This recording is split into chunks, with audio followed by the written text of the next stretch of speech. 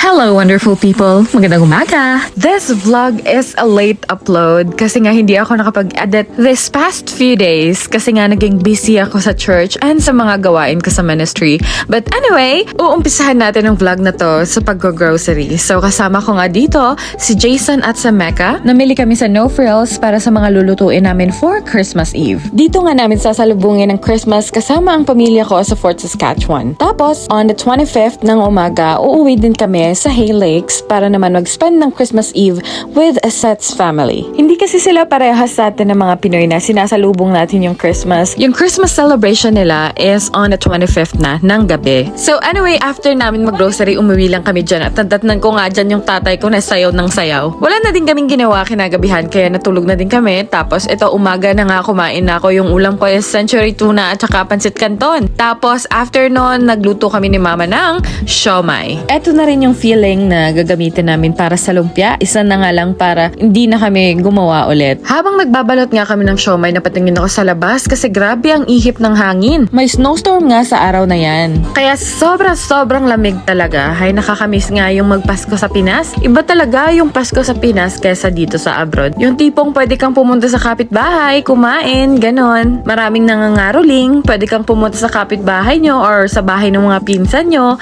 manood lang ng TV. Dito kasi iba, yung mga tao talaga, they value their privacy. Kaya hindi ka pwedeng pumunta sa bahay nila pag hindi ka nagsabi ahead of time. So anyway, nagluto pala si mama dyan ng KBL, isa yung Ilonggo dish, at isa yan sa mga paborito talaga namin. After maluto ng KBL, ay kailangan nga naming bumiyahe para sa aming life group sa bahay nila Ate Gail. May nadaanan pa nga kami dyan na aksidente kasi nga sobrang dulas talaga ng mga daan ngayon. Kapag ganito nga mga panahon, ay lagi ko talagang nare-remind si Seth na magdahan-dahan sa pagmamaneho. Pero minsan, alam mo yon, kahit na gaano pa kaingat yung pagdadrive mo, kung yung mga tao talaga na nagdadrive sa paligid mo, hindi rin nag-iingat ay wala din. Pero in fairness nga dito sa Canada, mostly ng mga tao ay takot talaga sa batas. And also, marami din dito ng mga traffic cameras. Kaya pag nag-overspeeding ka, magugulat ka na lang, may babayaran ka na sa mail mo. After nga ng Bible study namin ay umuwi na din kami agad kasi may mga lulutuin pa kami. At pagdating nga namin dyan sa bahay, nako, grabe na naman yung snow. So every year nga kapag nagsa-celebrate kami ng Christmas, toka-toka kami sa bibilhin din na pagkain. For this year, wala nga sila Ate Liz at si Kuya Carl dito kasi nasa California sila at doon sila magsa-celebrate ng New Year and Christmas. Since mahaba na nga itong vlog ay magkakaroon tayo ng part 2. Congratulations pala sa unang mga nabigyan ng tig 500 pesos. And next month, pipili ako ulit ang ating mga lucky sharer. At syempre sa mga masisipag naglaging nagpapa-invite for my account and ng mga nagko-comment dyan sa baba. So anyway, thank you so much guys for watching this vlog. May the Lord God bless all of you. Belated Merry Christmas and advance Happy New Year. Please do not forget to pray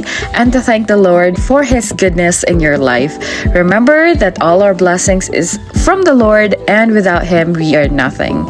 So I'll see you again on the second part of this vlog. Again, thank you so much for all your support. God bless you. Bye for now.